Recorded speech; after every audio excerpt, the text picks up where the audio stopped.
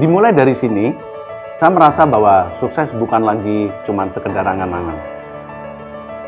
Dimulai dari sini, saya mulai bertemu dan mempelajari ilmu ekonomi dan bisnis dari dosen-dosen yang profesional dan dosen-dosen yang benar-benar ahli di bidang ekonomi dan bisnis.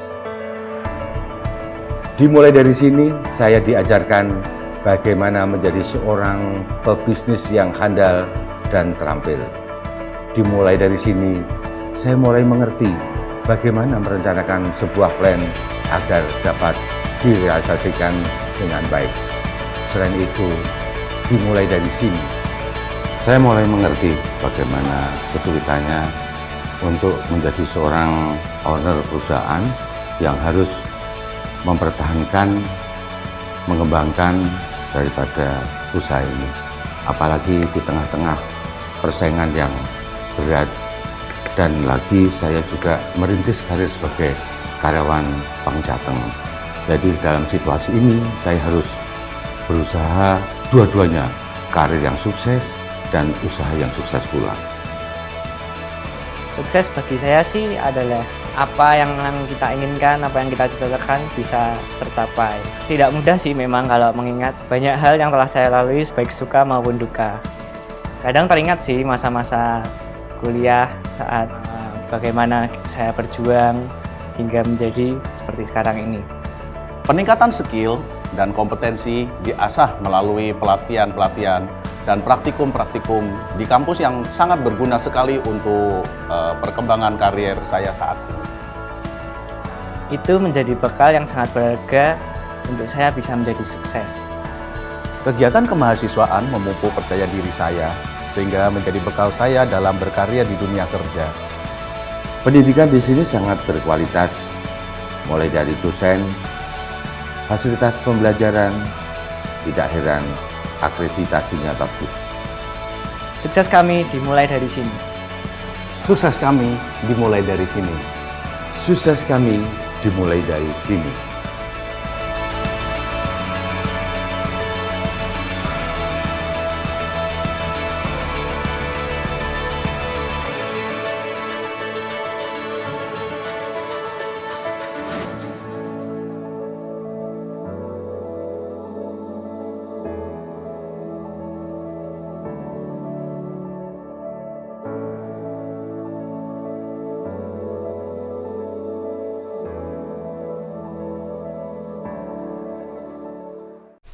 Assalamualaikum warahmatullahi wabarakatuh.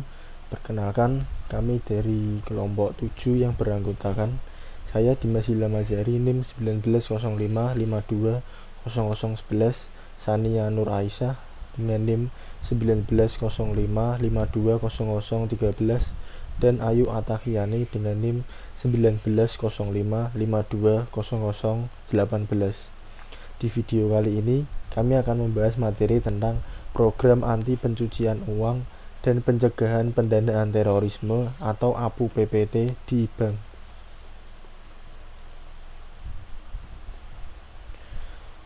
Untuk cakupan materi dalam video kali ini ada 4, yaitu yang pertama pengertian atau definisi, yang kedua tahapan pencucian uang, yang ketiga penerapan dan uji, dan yang terakhir alasan dan pilar program APU PPT.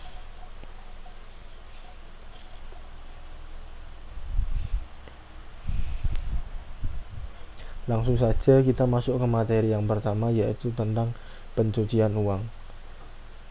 Pencucian uang adalah suatu upaya perbuatan untuk menyembunyikan atau menyamarkan asal-usul uang atau dana atau harta kekayaan hasil tindak pidana melalui berbagai transaksi keuangan agar uang atau harta kekayaan tersebut tampak seolah-olah berasal dari kegiatan yang sah atau legal.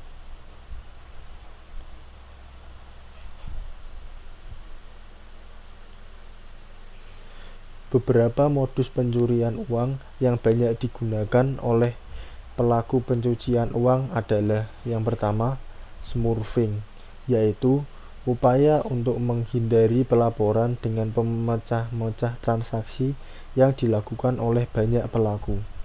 Yang kedua, structuring, yaitu upaya untuk menghindari pelaporan dengan memecah-mecah transaksi sehingga jumlah transaksi menjadi lebih kecil. Yang ketiga, U-turn, yaitu upaya untuk mengaburkan asal-usul hasil kejahatan dengan memutarbalikkan transaksi untuk kemudian dikembalikan ke rekening aslinya. Yang ketiga, Cuco-smurfing, yaitu upaya mengaburkan asal-usul sumber dana dengan mengirimkan dana-dana dari hasil kejahatannya melalui rekening pihak ketiga yang 75% menunggu kiriman dana dari luar negeri dan tidak menyadari bahwa dana yang diterimanya tersebut merupakan process of crime. Selanjutnya, pembelian aset atau barang-barang mewah, yaitu menyembunyikan status kepemilikan dari aset atau barang mewah, termasuk pengalihan aset tanpa terdeteksi oleh sistem keuangan. Yang selanjutnya, pertukaran barang atau barter, yaitu menghindari pengiriman dana, tunai, atau instrumen keuangan sehingga tidak dapat terdeteksi oleh sistem keuangan. Selanjutnya, underground banking atau alternative remittance service, yaitu kegiatan pengiriman uang melalui mekanisme jalur informal yang dilakukan atas dasar kepercayaan. Selanjutnya, penggunaan pihak ketiga, yaitu transaksi yang dilakukan dengan menggunakan identitas pihak ketiga dengan tujuan menghindari terdeteksinya identitas dari pihak yang sebenarnya merupakan pemilik dana hasil tindak pidana. Selanjutnya, mingling, yaitu mencampurkan dana hasil tindak pidana dengan dana dari hasil kegiatan usaha yang legal dengan tujuan untuk mengaburkan sumber asal dananya. Selanjutnya, penggunaan identitas palsu, yaitu transaksi yang dilakukan dengan menggunakan identitas palsu sebagai upaya untuk mempersulit terlacaknya identitas dari pendeteksian keberadaan pelaku pencurian uang.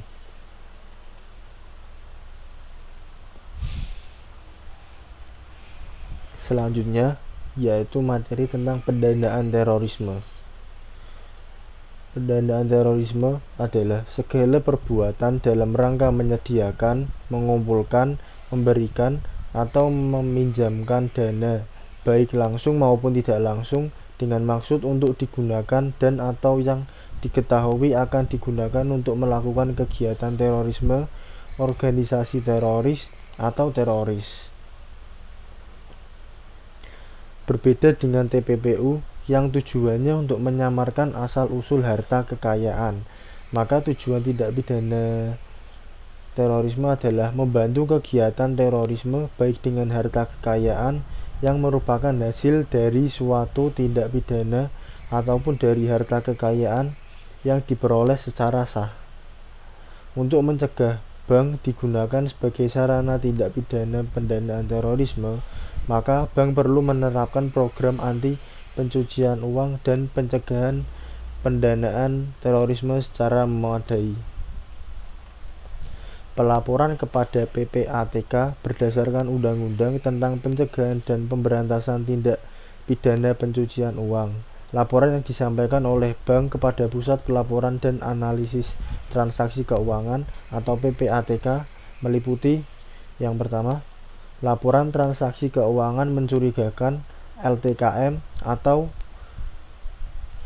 Suspicious Transaction Report atau STR. Yang kedua, laporan transaksi keuangan tunai LTKT atau Cash Transaction Report CTR. Laporan lainnya yaitu antara lain laporan transaksi keuangan transfer dana dari dan ke luar negeri. Tata cara pelaporan mengacu pada pedoman yang dikeluarkan oleh PPATK.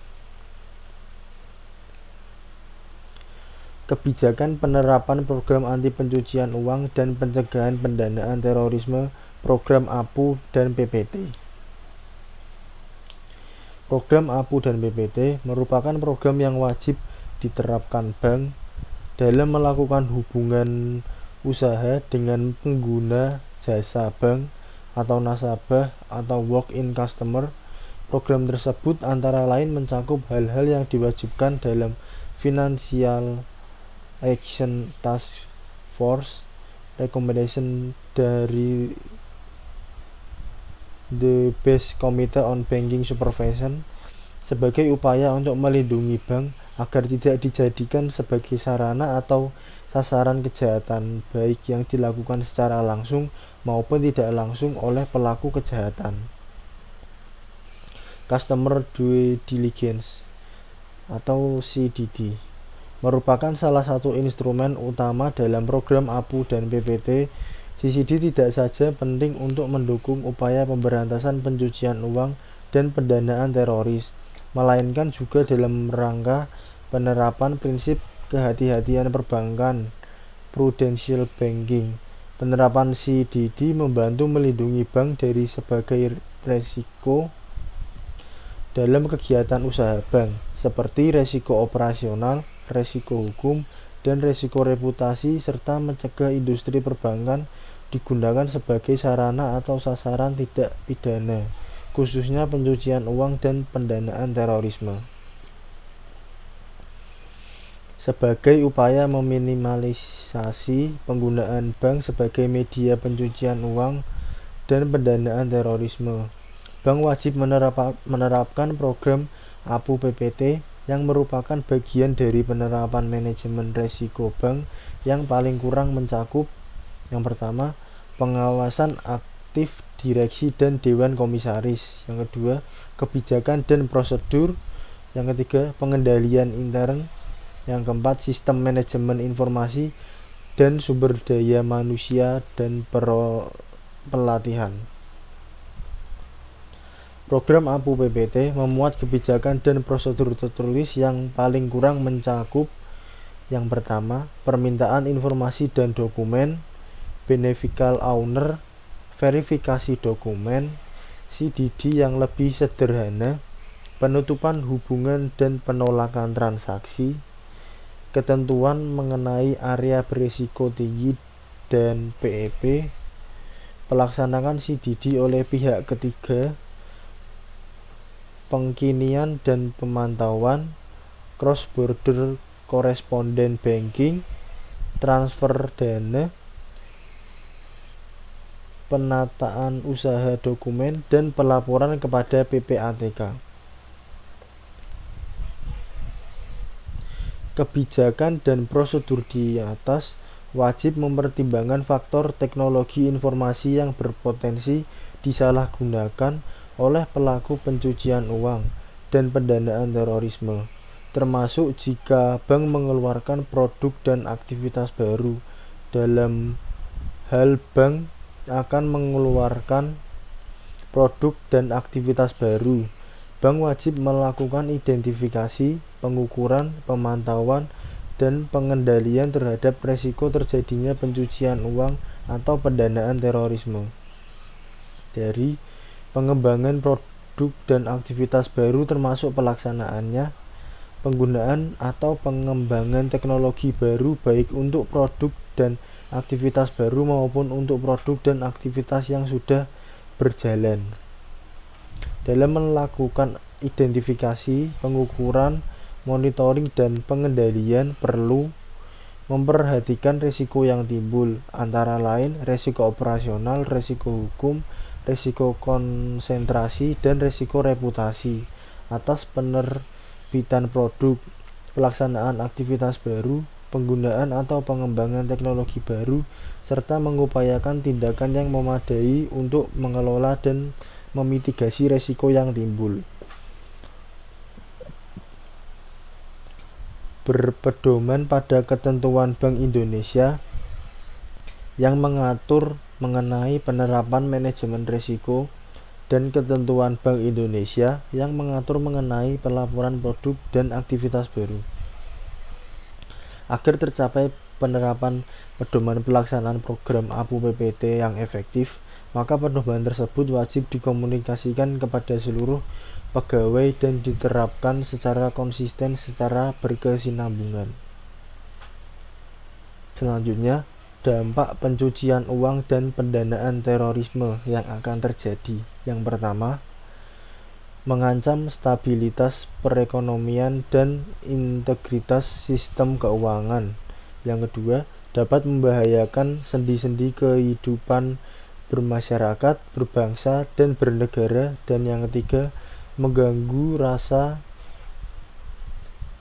aman dan kedaulatan negara. Selanjutnya, ada tahapan pencucian uang. Untuk proses pencucian uang, proses pertama yang dilakukan di dalam kegiatan money laundry adalah placement atau penempatan. Proses ini adalah suatu usaha dalam menempatkan suatu dana maupun aset yang diperoleh dari suatu tindakan kriminal menuju sistem keuangan yang dianggap legal. Sistem keuangan tersebut bisa saja berupa penempatan pada suatu bank atau memberikan sejumlah modal usaha pada suatu bisnis tertentu. Kemudian, kegiatan tersebut diciptakan seolah-olah legal, seperti memberikan kredit atau pembiayaan dengan menjadikan kas sebagai kreditnya. Contoh sederhana dari proses penempatan pada kegiatan kriminal money laundry ini adalah membeli suatu barang dengan harga yang sangat tinggi untuk mampu memenuhi keperluan pribadinya. Setelah melalui proses pertama, yakni penempatan, oknum pencucian uang biasanya akan melakukan proses transfer atau layering. Proses ini sendiri dilakukan dengan cara memisahkan dana hasil pencucian uang dari sumbernya. Proses kedua ini bisa dilakukan dengan sejumlah tahap transaksi finansial guna menyembunyikan maupun menyamarkan asal-muasal dana atau aset tersebut. Dalam kegiatan layering ini, pelaku akan melakukan proses pemindahan aset atau dana dari suatu rekening maupun lokasi sebagai hasil dari placement menuju tempat lain. Hal ini bisa dilakukan melalui sekumpulan transaksi yang bisa dibilang kompleks dan dibuat dengan tujuan untuk menyamarkan serta menghilangkan jejak dari sumber dana yang digelapkan tersebut. Contoh dari praktik proses layering ini adalah melakukan transfer dana dari satu bank menuju bank lain di wilayah atau negara berbeda. Proses transfer ini juga bisa dilakukan dengan memindahkan dana lintas batas negara menggunakan jaringan aktivitas usaha sah ataupun self company atau perusahaan cangkang.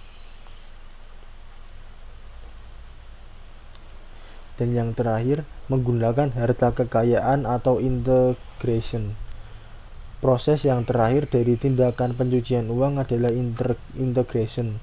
Proses integrasi atau menggunakan harta kekayaan merupakan upaya untuk menggunakan aset atau dana yang telah terlihat sah dari tindakan pencucian uang tersebut. Proses harta kekayaan tersebut bisa dengan cara menikmatinya secara langsung, melakukan investasi di banyak instrumen, dan bentuk kekayaan materi maupun keuangan. Selain itu, proses integration ini juga bisa dilakukan oleh pelaku money laundry dengan menggunakan dana yang didapatkan untuk membiayai berbagai kegiatan usaha yang sah. Pelaku juga bisa memberikan dana pada kegiatan tidak kriminal lainnya yang sekiranya sulit dideteksi. Pada umumnya, pelaku tidak banyak mempertimbangkan hasil atau dana yang akan didapatkannya. Oknum money laundry yang juga seringkali menganggap remeh besaran biaya yang harus dikucurkan agar niat buruknya berhasil dilakukan dan menghilangkan jejak sumber kekayaan yang didapatkan tersebut. Sebab tujuan pencucian uang adalah untuk menggelapkan atau menghilangkan jejak atau sumber uang. Dengan begitu, hasil dari kegiatan kejahatan tersebut bisa dinikmati oleh pelaku dan digunakan dengan sesuka hati tanpa takut ada pihak yang mengetahui.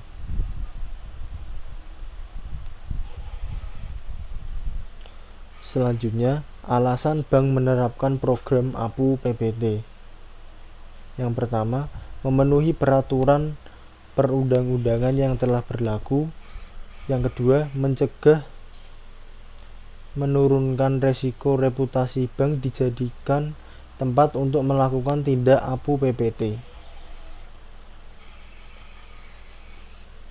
Dalam praktiknya, tindak kejahatan pencucian uang tidak selalu berjalan dengan bertahap, melainkan dengan saling menggabungkan tahapan, kemudian melakukan tahapan-tahapan pencucian uang berulang-ulang kali sehingga terjadi proses pencucian uang yang rumit dan melibatkan banyak pihak dan lembaga penyedia barang dan jasa, sehingga kejahatan pencucian uang atau money laundry merupakan salah satu kejahatan yang terorganisir dengan rapi. Fakta inilah yang menjadi alasan mengapa kejahatan ini tidak mudah ditangani.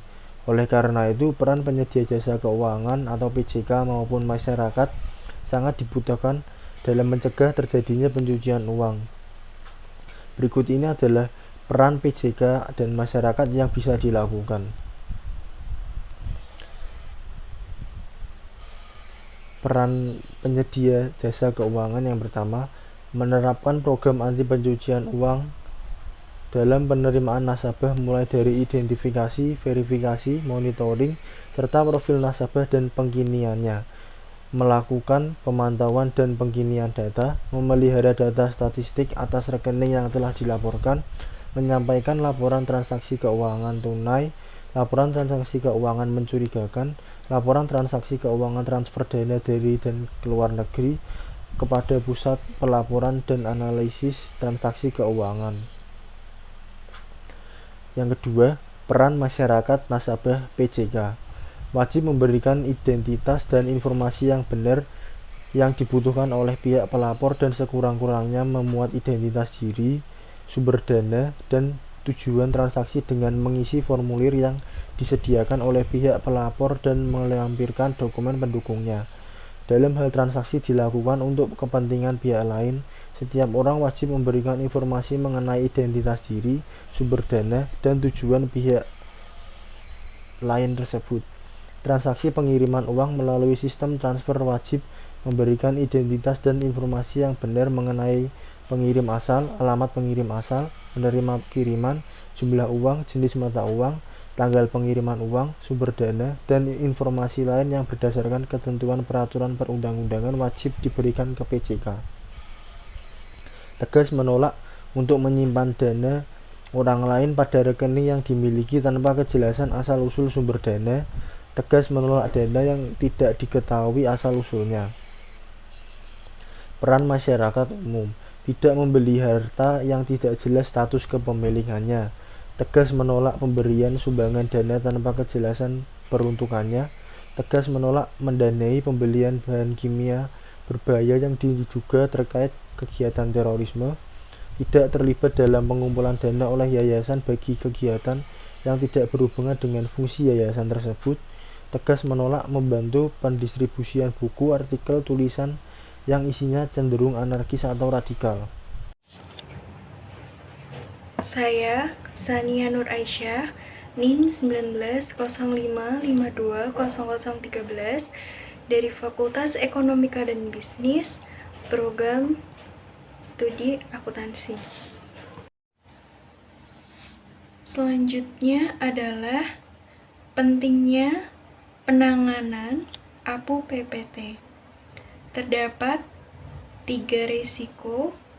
Yang pertama, resiko reputasi. Yang kedua, resiko hukum. Yang ketiga, resiko operasional. Resiko reputasi merupakan resiko yang disebabkan adanya publikasi negatif yang terkait dengan kegiatan usaha penyedia jasa keuangan PJK atau persepsi negatif terhadap PJK.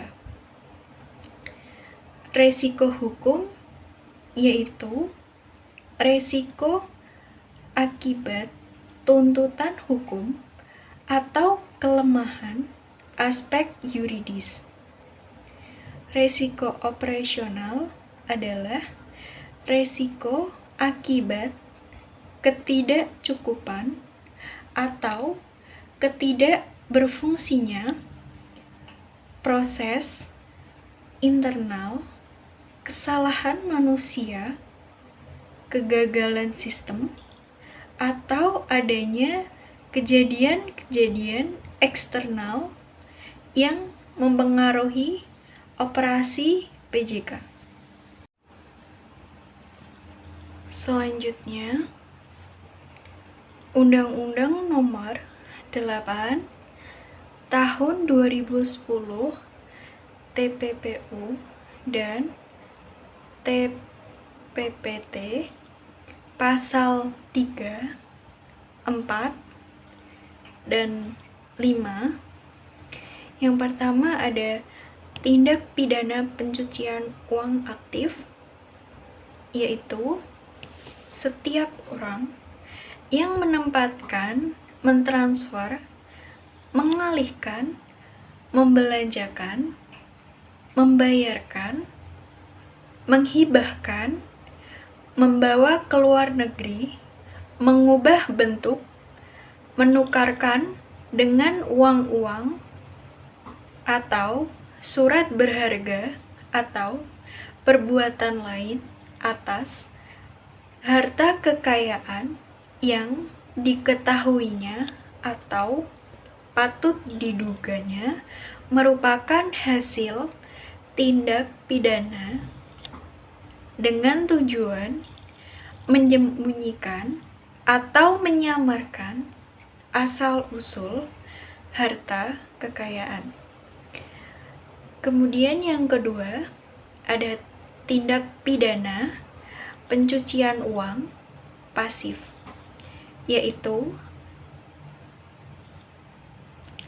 setiap orang menerima atau menguasai penempatan, pentransferan, pembayaran, hibah, sumbangan, penitipan, pertukaran, atau menggunakan harta kekayaan yang diketahuinya atau patut diduga merupakan hasil tindak pidana, dan setiap orang yang menikmati hasil tindak pidana pencucian uang dan yang menyembunyikan atau menyamarkan asal-usul, sumber lokasi, peruntukan pengalihan hak-hak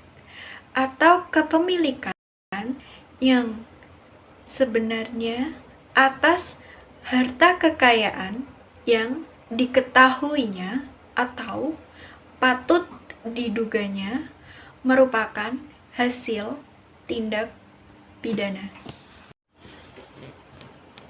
Oke, yang selanjutnya ada penerapan APU PPT. Yang pertama, kebijakan dan prosedur penerapan program APU PPT wajib dilaksanakan secara konsisten dan berkesinambungan. Yang kedua, terkait dengan pengembangan produk dan praktik usaha baru, termasuk mekanisme distribusi baru dan penggunaan teknologi baru atau pengembangan teknologi untuk produk baru maupun produk yang telah ada, maka BPR wajib mengidentifikasi dan melakukan penilaian resiko tindak pidana pencucian uang dan atau tindak pidana pendanaan terorisme sebelum produk praktik usaha dan teknologi diluncurkan atau digunakan, wajib melakukan penilaian resiko. Yang ketiga, untuk mengelola dan memitigasi resiko, wajib melakukan tindakan yang memadai. Berikutnya ada kebijakan tuntas, uji tuntas nasabah atau customer due diligence, yang selanjutnya disingkat CDD, adalah kegiatan berupa identifikasi, verifikasi, dan pemantauan yang dilakukan oleh BPR untuk memastikan transaksi sesuai dengan profil, karakteristik, dan atau pola transaksi calon nasabah atau WIC. Ada juga uji tuntas lanjut atau enhanced due diligence, yang selanjutnya disingkat EDD, adalah tindakan CDD lebih mendalam yang dilakukan PJK terhadap calon nasabah WIC atau nasabah yang beresiko tinggi termasuk PEP dan atau dalam area beresiko tinggi.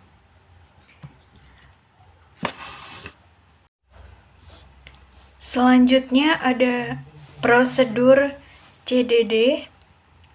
Yang pertama, melakukan hubungan usaha dengan calon nasabah.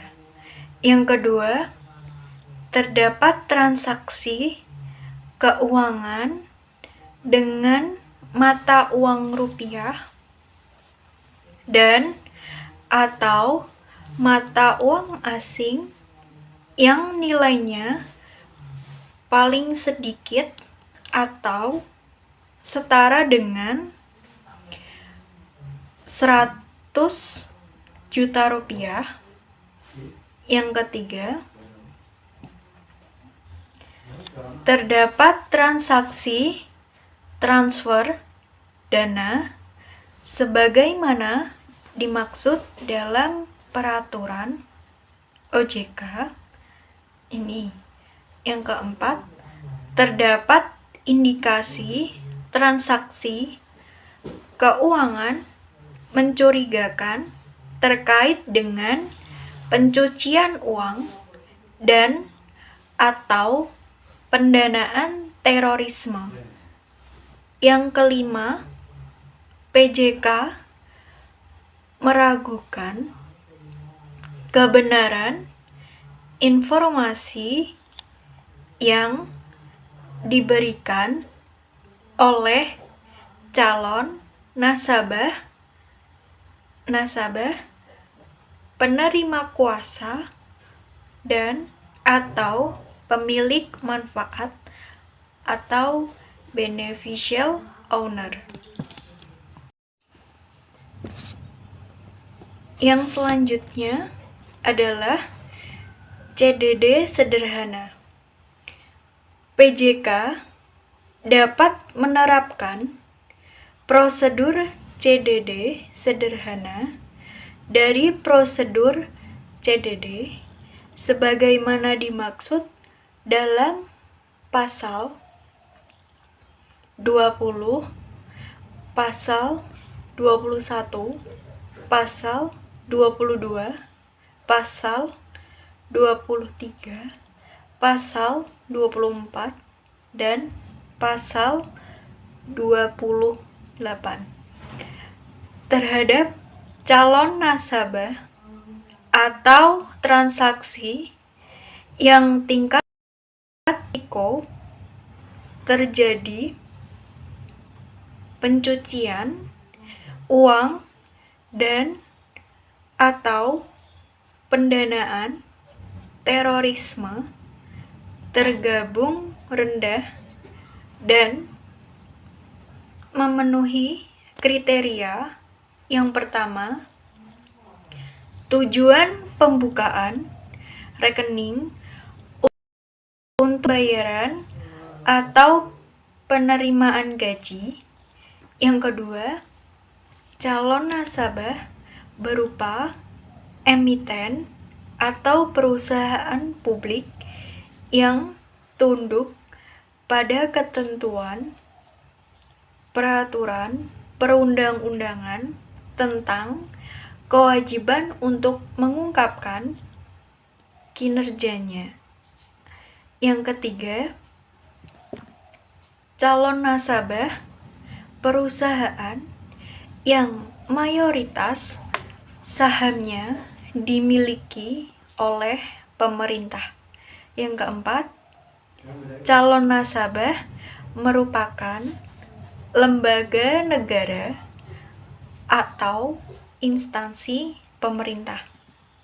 Yang kelima, tujuan pembukaan rekening terkait dengan program pemerintah dalam rangka peningkatan kesejahteraan masyarakat dan atau pengentasan kemiskinan dan atau yang terakhir calon nasabah yang berdasarkan penilaian resiko terjadinya pencucian uang dan atau pendanaan terorisme tergolong rendah dan memenuhi kriteria calon nasabah dengan profil dan karakteristik sederhana.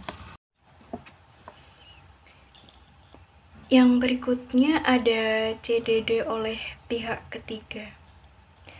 PJK dapat menggunakan hasil CDD yang telah dilakukan oleh pihak ketiga terhadap calon nasabahnya yang telah menjadi nasabah pada pihak ketiga tersebut.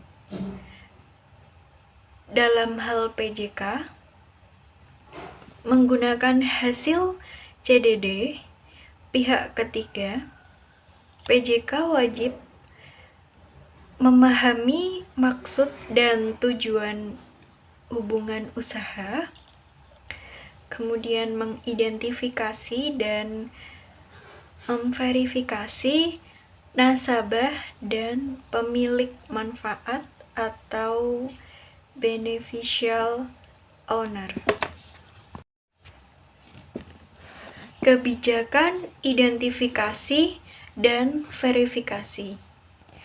Dalam rangka melakukan hubungan usaha dengan calon nasabah, maka pejabat atau petugas BWR wajib melakukan identifikasi calon nasabah untuk mengetahui profil calon nasabah dan melakukan verifikasi atas informasi dan dokumen pendukung calon nasabah,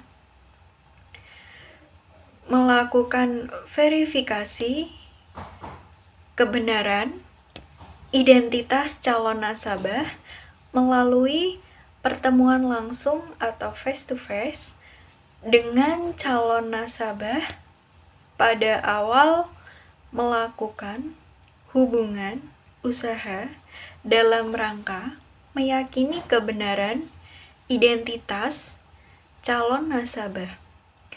Yang terakhir, proses verifikasi melalui pertemuan langsung face-to-face dapat digantikan dengan verifikasi melalui sarana elektronik milik BPR.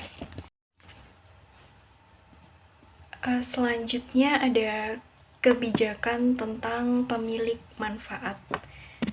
Calon nasabah atau WIC yang membuka hubungan usaha atau melakukan transaksi wajib dipastikan apakah bertindak untuk diri sendiri atau untuk kepentingan pemilik manfaat atau beneficial owner.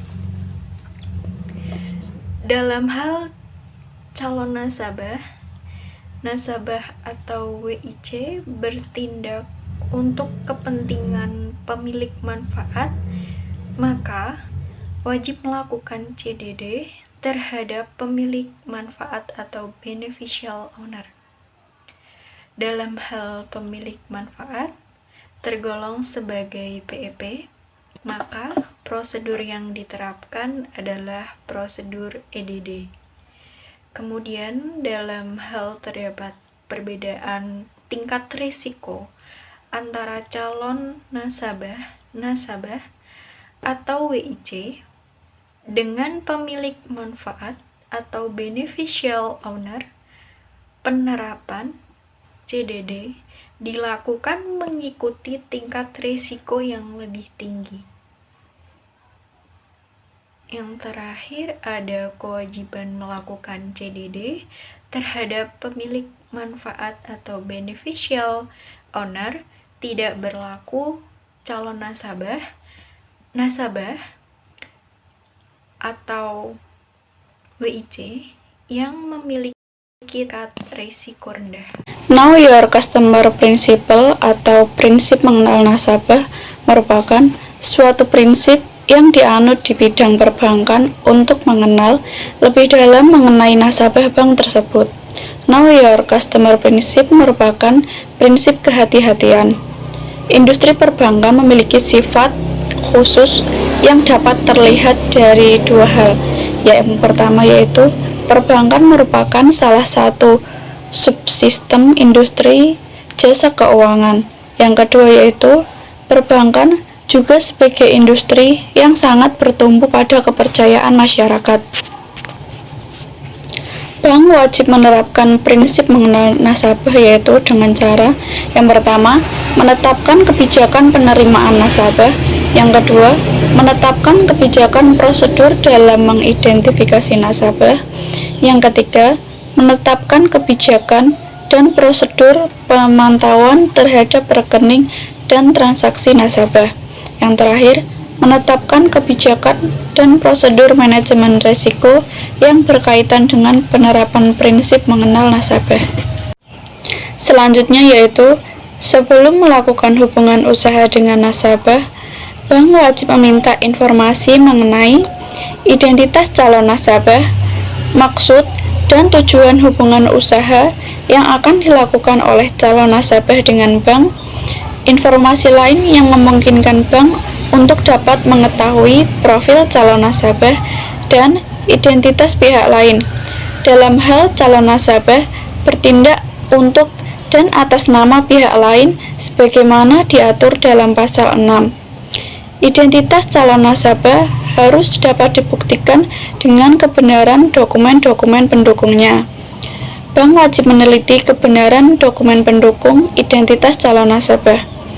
Bagi bank yang telah menggunakan media elektronik dalam pelayanan jasa perbankan, wajib melakukan pertemuan dengan calon nasabah sekurang-kurangnya pada saat pembukaan rekening. Apabila diperlukan, bank wajib melakukan wawancara dengan calon nasabah untuk meneliti dan meyakini keabsahan mengenai kebenaran dokumen tersebut. Adapun kewajiban bank dan kewajiban bagi nasabah atau calon nasabah yaitu sebagai berikut. Kewajiban bagi bank meliputi menerapkan prinsip KYC dengan meminta data nasabah secara lengkap, termasuk sumber dan tujuan penggunaan dana, memonitor rekening dan transaksi nasabah, mengidentifikasi terjadinya transaksi keuangan yang mencurigakan.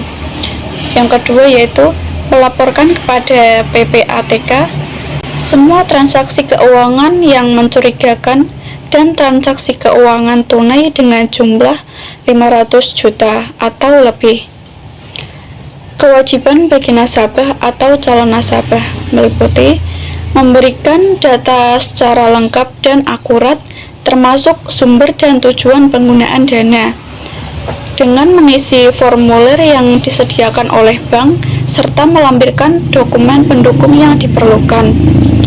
Mengenai keterkaitannya dengan TPPU yaitu terlebih pada transaksi-transaksi yang dilakukan nasabah atau calon nasabah, bahwa TPPU menekankan pada adanya tujuan untuk menyembunyikan atau menyamarkan asal-usul harta kekayaan, karena pada faktanya uang atau harta kekayaan tersebut diperoleh dari tindak pidana, sehingga motif-motif yang digunakan dapat saja dengan memanfaatkan jasa perbankan. Maka prinsip KYC perlu diterapkan untuk mengulik informasi mengenai nasabah atau calon nasabah tersebut, terlebih mengenai asal-usul dan tujuan penggunaan dana, serta untuk menelusuri perputaran uang yang akan dicuci si pelaku. Dengan memanfaatkan bank tersebut, selain itu, jika pada suatu saat ditemukan bahwa dari nasabah suatu bank terlibat dalam tindak pidana pencucian uang, maka dengan data yang pernah bank dapatkan pada saat menerapkan prinsip KYC itu dapat digunakan untuk proses penegakan hukum TPPU. Selain itu, terdapat beberapa hal mengapa know your customer diperlukan dalam usaha perbankan. Yang pertama yaitu untuk menaati pelaksanaan Undang-Undang Anti Pencucian Uang dan Kontra Pendanaan Terorisme. Hal ini penting mengingat perkembangan teknologi, aktivitas, dan produk perbankan kerap dimanfaatkan oleh pihak-pihak yang tidak bertanggung jawab untuk melancarkan tindakan kejahatannya. Yang kedua, penerapan prinsip KYC diharapkan dapat mengurangi risiko penggunaan bank sebagai tempat pencucian uang ataupun pendanaan terorisme. Selain itu, KYC juga dapat membantu melindungi bank dari berbagai risiko yang mungkin timbul dari pelaksanaan usahanya, seperti risiko hukum, reputasi, maupun operasional. Kelompok dan informasi nasabah. Bank wajib mengelompokkan nasabah menjadi 3. Yang pertama, nasabah perorangan atau natura person. Yang kedua, nasabah korporasi. Nasabah korporasi adalah kumpulan orang atau kelompok yang terorganisasi, baik yang merupakan badan hukum atau legal person maupun bukan badan hukum, antara lain perusahaan, yayasan, koperasi, perkumpulan keagamaan, partai politik, lembaga swadaya masyarakat, atau organisasi non-profit dan organisasi kemasyarakatan. Yang ketiga yaitu perikatan lainnya atau legal arrangement. Sebelum melakukan hubungan transaksi dengan calon nasabah, bank wajib meminta informasi untuk mengetahui profil calon nasabah. Calon nasabah perorangan, pastikan apakah termasuk orang yang populer secara politis, termasuk anggota keluarga, sampai derajat kedua, baik secara horizontal dan vertikal dengan pihak terkait. Calon nasabah korporasi mencakup siapa pemilik manfaat atau benefit owner. Selanjutnya saya akan membahas mengenai pemilik manfaat atau beneficial owner, merupakan orang perorangan yang dapat menunjuk atau memberhentikan direksi, dewan komisaris, pengurus, pembina, ataupun pengawas pada korporasi. Selain itu, beneficial owner adalah setiap orang yang pertama berhak atas atau menerima manfaat tertentu yang berkaitan dengan rekening nasabah. Yang kedua, merupakan pemilik sebenarnya dari dana dan atau efek yang ditempatkan pada PJK atau ultimately owned account. Yang ketiga, mengendalikan transaksi nasabah. Yang keempat, memberikan kuasa atau melakukan transaksi. Yang kelima, mengendalikan korporasi atau perikatan lainnya atau legal arrangement. Dan yang terakhir, merupakan pengendali akhir dari transaksi yang dilakukan melalui badan hukum atau berdasarkan suatu perjanjian. Kriteria pemilik manfaat atau beneficial owner ditentukan sesuai dengan badan hukum yang dimana telah diatur dalam Peraturan Presiden Nomor 13 Tahun 2018. Bentuk badan hukum yang telah diatur meliputi PT, yayasan, perkumpulan, koperasi, CV, persekutuan firma, dan bentuk korporasi lainnya. Politically exposed person atau yang biasa disebut dengan PEP meliputi PEP asing dan PEP domestik, yaitu orang yang diberikan kewenangan untuk melakukan fungsi penting atau prominent function oleh negara lain asing atau negara sendiri, seperti kepala negara atau pemerintahan, politisi senior, pejabat pemerintahan senior, pejabat militer atau pejabat di bidang penegakan hukum, eksekutif senior, pada perusahaan yang dimiliki oleh negara, pejabat penting dalam partai politik. Selanjutnya, pada pendekatan berbasis resiko, status PEP tidak memiliki jangka waktu tertentu. PJK tetap perlu melakukan pemantauan secara berkala terhadap nasabah yang tidak mengemban jabatan sebagai prominent function. PJK perlu melihat apakah mantan PEP masih memiliki pengaruh dan atau keterkaitan dengan PEP baru. Pengelompokan calon nasabah berdasarkan risiko. PJK wajib mengelompokkan calon nasabah dan nasabah berdasarkan tingkat risiko terjadinya pencucian uang atau pendanaan terorisme. Pengelompokan calon nasabah dan nasabah berdasarkan tingkat risiko sebagaimana yang dimaksud tersebut berdasarkan analisis yang paling kurang meliputi identitas nasabah, yang kedua lokasi usaha bagi nasabah perusahaan, yang ketiga profil nasabah, yang keempat frekuensi transaksi, yang kelima kegiatan usaha nasabah, yang keenam struktur kepemilikan bagi nasabah perusahaan, yang ketujuh produk, jasa, dan jaringan distribusi atau delivery channels yang digunakan oleh nasabah, dan yang terakhir yaitu informasi lainnya yang dapat digunakan untuk mengukur tingkat risiko nasabah. Dalam rangka melakukan hubungan usaha dengan calon nasabah, PJK wajib melakukan identifikasi calon nasabah untuk mengetahui profil nasabah. Selanjutnya, melakukan verifikasi atas informasi dan dokumen pendukung calon nasabah sebagaimana yang dimaksud tersebut. PJK wajib menerapkan proses CDD terhadap PEP asing dengan memenuhi ketentuan sebagai berikut. Yang pertama, memiliki sistem manajemen risiko untuk menentukan apakah nasabah atau pemilik manfaat atau beneficial owner memenuhi kriteria PEP. Yang kedua, menunjuk pejabat senior yang bertanggung jawab atas hubungan usaha dengan nasabah, pemilik manfaat atau beneficial owner atau WIC tersebut.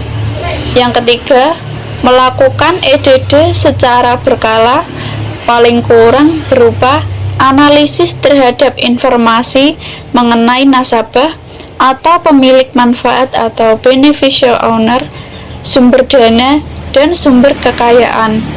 Yang terakhir yaitu pemantauan yang lebih ketat atas hubungan usaha antara lain melalui peningkatan jumlah dan frekuensi pengawasan dan pemilihan pola transaksi terhadap PEP domestik atau orang yang diberi kewenangan untuk melakukan fungsi penting prominent function dalam organisasi internasional selain menerapkan proses CDD sebagaimana diatur dalam pasal 20, PJK wajib memenuhi ketentuan sebagai berikut.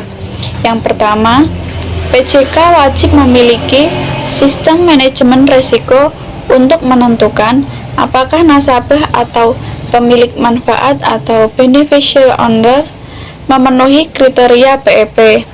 Yang kedua, dalam hal terdapat risiko yang lebih tinggi atas hubungan usaha antara PJK dengan nasabah atau pemilik manfaat beneficial owner tersebut, PJK wajib menerapkan ketentuan sebagaimana yang dimaksud tersebut.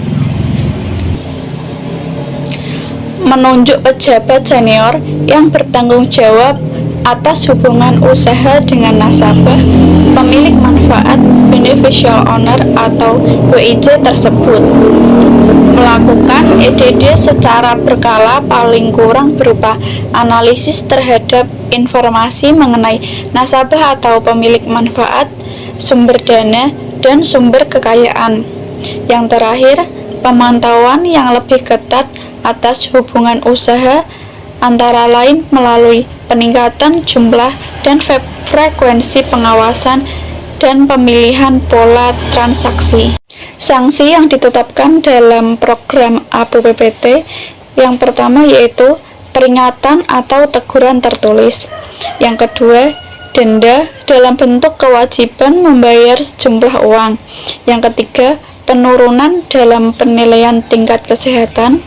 Yang keempat, pembatasan kegiatan usaha tertentu. Yang kelima, pembekuan kegiatan usaha tertentu. Yang keenam, pemberhentian pengurus bank dan selanjutnya menunjuk dan mengangkat pengganti sementara sampai rapat umum pemegang saham atau rapat anggota koperasi mengangkat pengganti yang tetap dengan persetujuan OJK. Yang terakhir, pencantuman anggota direksi atau anggota dewan komisaris, pegawai PJK, pemegang saham, dan daftar orang tercela di sektor jasa keuangan. Ingatlah kehidupan kampus yang semakin mengasah. Jangan habiskan waktumu hanya untuk berkeluh kesah. Sekian presentasi dari kelompok kami. Mohon maaf apabila ada kesalahan dalam penyampaian materi. Semoga materi ini dapat bermanfaat untuk kita semua. Wassalamualaikum warahmatullahi wabarakatuh.